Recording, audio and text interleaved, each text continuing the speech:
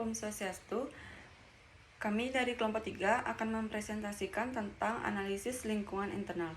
Sebelum itu, perkenalkan nama anggota kelompok kami.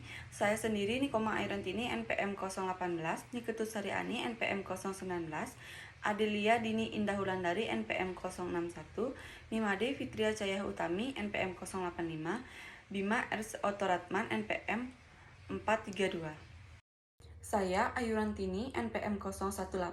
Di sini saya akan menjelaskan tentang analisis lingkungan internal. Analisis terhadap lingkungan internal menjadi dasar pengambilan keputusan bagi kebijakan organisasi yang diterapkan di masa yang akan datang. Gunawan mendefinisikan analisis lingkungan internal sebagai analisa kekuatan dan kelemahan pada proses bisnis internal perusahaan di bidang pemasaran, distribusi, penelitian dan pengembangan, produksi, operasi, dan sumber daya, serta mempertimbangkan faktor keuangan dan akuntansi. Tujuan dari analisis lingkungan internal ini adalah membentuk sistem untuk meningkatkan performa organisasi dan efisiensi bisnis, memperbaiki strategi, melindungi aset, serta menghasilkan kebijakan yang efektif untuk mencapai tujuan organisasi. Baik, perkenalkan nama saya Niketus Sariani, NPM 019, akan melanjutkan presentasi dari teman saya. Menurut Nilasari, ada 3 tahapan dalam analisis lingkungan internal. Yang pertama ada analisis faktor-faktor lingkungan internal strategi.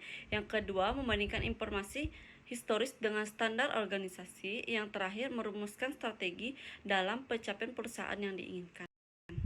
Selanjutnya, ada beberapa teknik metode analisis yang dapat digunakan sebagai frameworks untuk melakukan analisis lingkungan internal. Yang pertama ada analisis SWOT atau Strength, Weakness, Opportunity, Threat.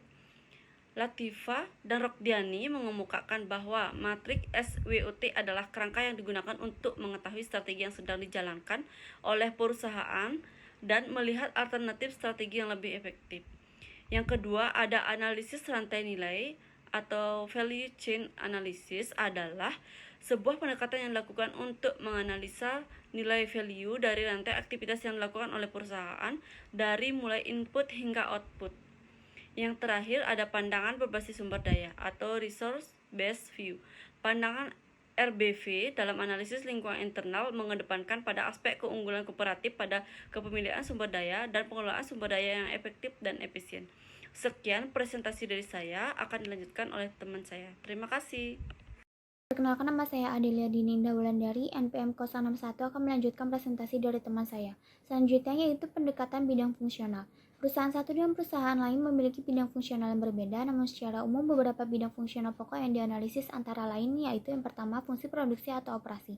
Manajemen produksi dan operasi terkait dengan biaya dan ketersediaan, bahan baku, hubungan dengan pemasok, sistem pengendalian persediaan, lokasi fasilitas, tata letak peralatan, skala ekonomis, efisiensi teknis fasilitas, pemanfaatan subkontrak, derajat integrasi vertikal, nilai tambah, dan margin laba. Yang kedua yaitu fungsi pemasaran. Yang pertama analisis pelanggan, yang kedua menjual produk dan jasa, yang ketiga perencanaan produk dan jasa, yang keempat penentuan harga, penentuan distribusi, penelitian pemasaran, analisis peluang pasar. Yang ketiga yaitu fungsi keuangan dan akuntansi. Yang pertama fungsi keuangan dan akuntansi terdiri atas 3 keputusan investasi, keputusan pendanaan, dan keputusan dividen. Ada beberapa rasio keuangan yang umumnya digunakan seperti rasio likuiditas, rasio solvabilitas, rasio aktivitas, rasio profitabilitas, dan rasio pertumbuhan. Yang keempat yaitu fungsi sumber daya manusia. Fungsi-fungsi manajemen sumber daya manusia yaitu yang pertama perencanaan sumber daya manusia, analisis pekerjaan, rekrutmen dan seleksi, pengelola kinerja, pelatihan dan pengembangan, evaluasi pekerjaan, upah dan fasilitas, dan yang terakhir hubungan antar pegawai.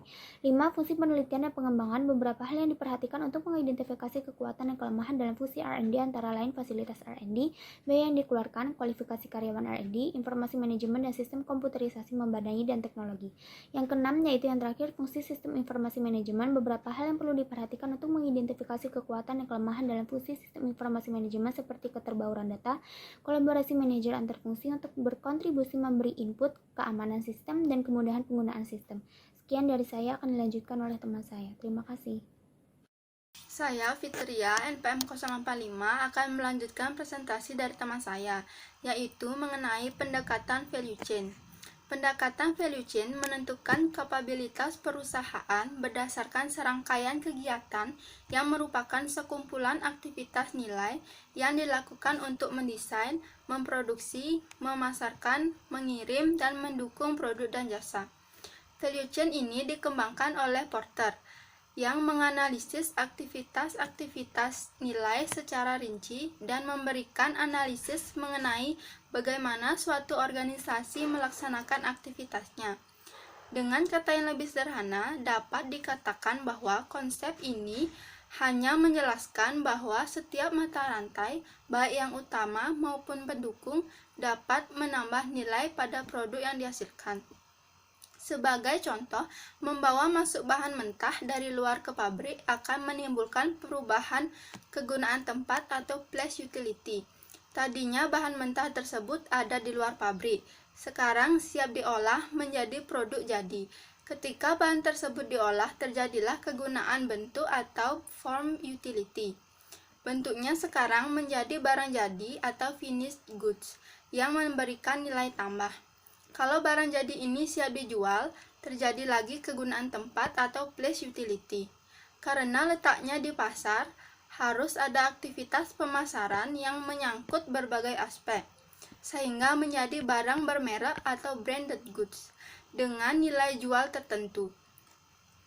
Terima kasih. Baik, saya Bima Eren Ratman, NPM 432, akan melanjutkan presentasi dari teman saya. Hasil analisis lingkungan internal. Dalam proses perumusan strategi sebuah perusahaan perlu melakukan identifikasi dan evaluasi atas lingkungan bisnis perusahaan. Hasil dari analisis lingkungan internal akan menghasilkan kekuatan dan kelemahan perusahaan.